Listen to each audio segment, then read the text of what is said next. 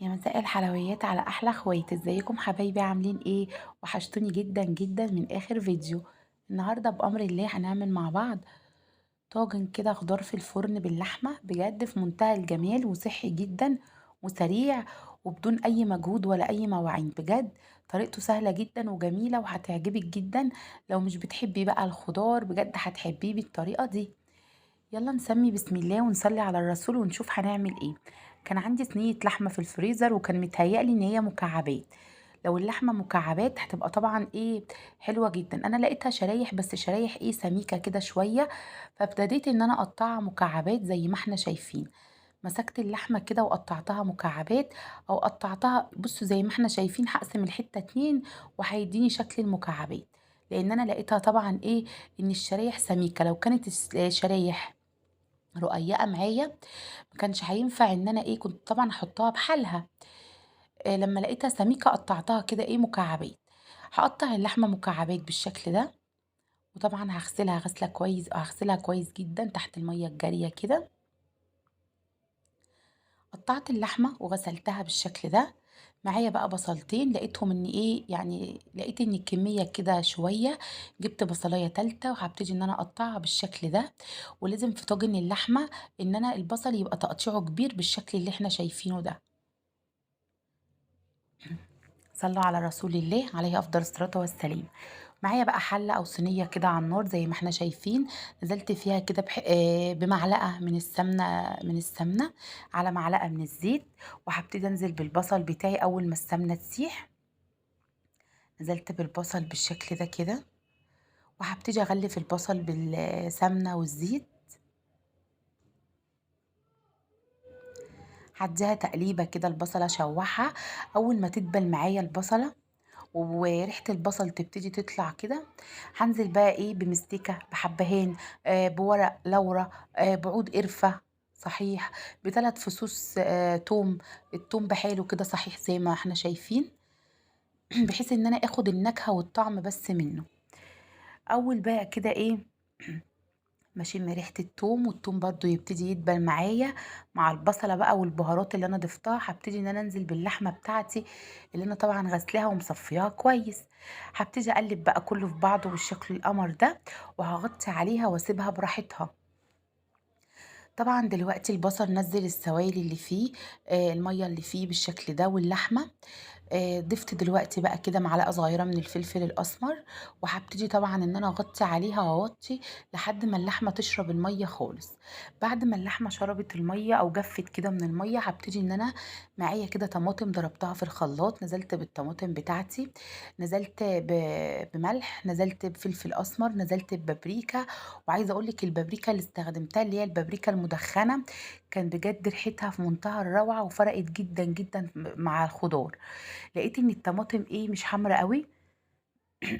ابتديت ان انا اضيف معلقه كده ونص من الصلصه. غطيت عليها وسبتها ايه تغلي بقى مع اللحمه والبصل وكده.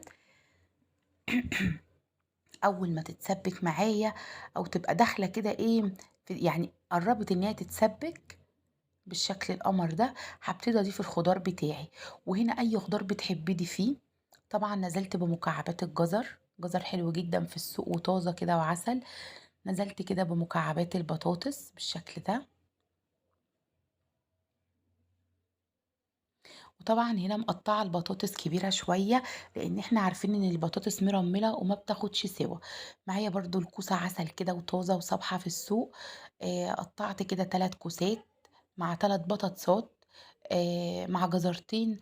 معايا فلفل ملون احمر واصفر. لو عندك رومي ضيفي، طبعا اي خضار بتحبي دي فيه. عندي قرن فلفل حار، غسلته ونزلت بيه بحاله كده، بحيث ان الخضار يتطعم بيه. معايا عندي بقى كيس بسله كده مفرزاه في الفريزر، عسل برضو.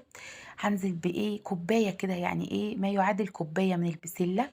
بصي الخضار ولونه وجماله يتاكل ني والله يا جدعان. نزلت بكوباية من البسلة. طبعا هربط الكيس واشيله تاني في الفريزر لما احتاجه. بضيف زي ما احنا متفقين ومتعودين. بضيف الخضار بقى، بامية او ملوخية او بسلة اي خضار مفرزة، بضيفه بتلجه كده بيفك معايا. هبتدي ان انا طبعا بقى اقلب الخضار بتاعي، اغطي عليه وهاسيبه 15 دقيقة على النار، ربع ساعة. أنا دلوقتي هاسيبه يغلي على النار 15 دقيقة، وبعد كده عندي بقى الطاجن بتاعي أو البرام بتاعي ده. عايزة أقول لِك لو ما فيش برام اللي هو الفخار، ممكن طبعًا طاجن بايركس أو أي صينية عندِك، بس طبعًا بجد طعم الخضار أو طعم الرز في الطواجن دي أو البرام دي أو البرايم دي بيبقى طعمها حلو أوي يا جماعة، بتبقى طعم وريحة كده. هابتدي بقى إن أنا خلاص أغطيه بورق ألمونيوم كده وأحكم الورقة بالشكل ده. هابتدي بقى أدخّله الفرن على درجة حرارة 200، هيقعد معايا نُص ساعة بالضبط وهيطلع بالشكل القمر ده. حابة بقى إن أنتِ تدّي الوش لون، تدخّليه طبعًا تحت الشواية. دخّلته تحت الشواية يا دوبك دقيقتين 3 وطلّعته، كان ده الشكل النهائي. حابة تحمّري الوش أكتر حمّريه. عملت جنبه رز بشعرية زي العسل زي ما إحنا شايفين مفلفل كده وجميل. هاورّيكم دلوقتي قد إيه الخضار مستوي ودايب دوب. بُصّي البطاطس من كتر ترميلتها بتتهرى كده معايا، مش عارفة أطلّعها.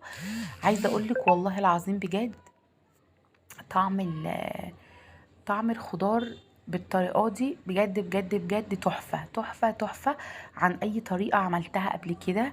بجد لما تاكليها هتعرفي قد ايه ان هو طعمه حلو جدا. زي ما احنا شايفين اللحمة بقطعها بالمعلقة دايبة دوب، البسلة انكمشت كده، البطاطس دايبة دوب، الكوسة اتهرت معايا، الخضار كله بصوا يعني في بعضه كده عسل. باحبكم جدًا في الله، أحلى أخوات، ربنا يديمكم نعمة في حياتي. أستودعكم الله الذي لا تضيع ودائعه في حفظ الرحمن حبايب قلبي.